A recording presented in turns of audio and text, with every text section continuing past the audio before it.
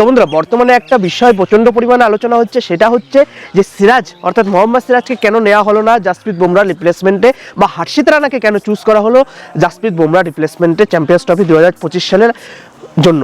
তো বন্ধুরা এই সম্পূর্ণ ব্যাপারে আপনাদেরকে আমি একটু বুঝিয়ে বলছি কেন নেওয়া হলো হর্ষিতকে, আবার কেন নেওয়া হয়নি মোহাম্মদ সিরাজকে। তো বন্ধুরা প্রথমেই বলে রাখি, মোহাম্মদ সিরাজ তো আপনারা সবাই জানেন যে উইকেট বেশি হর্ষিতের থেকে, রান বেশি, অ্যাভারেজ বেশি, অভিজ্ঞতা অনেক বেশি। অন্যদিকে যদি দেখে হর্ষিতের কিন্তু বন্ধুরা অভিজ্ঞতা নেই, উইকেট তো সবে শুরু করেছেন, আর অ্যাভারেজ তো কেরিয়ার সবে শুরু হয়েছে, তো অ্যাভারেজ ব্যাপারে তো কিছু বলারই নেই।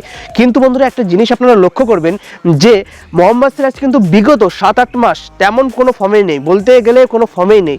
আপনারা একটা জিনিস দেখবেন যে বিজিতে তিনি ভালো খেলতে পারেননি, বা তার আগে বিভিন্ন শ্রীলঙ্কার সঙ্গে সিরিজ হয়েছে সেখানে তিনি ভালো খেলতে পারেননি। অর্থাৎ 2023 সালের ওয়ার্ল্ড কাপের পর থেকে কিন্তু তিনি একদম ফর্ম থেকে একদম সরে গেছেন, সেটা আইপিএল হোক বা অন্য কোনো প্ল্যাটফর্মে হোক না কেন।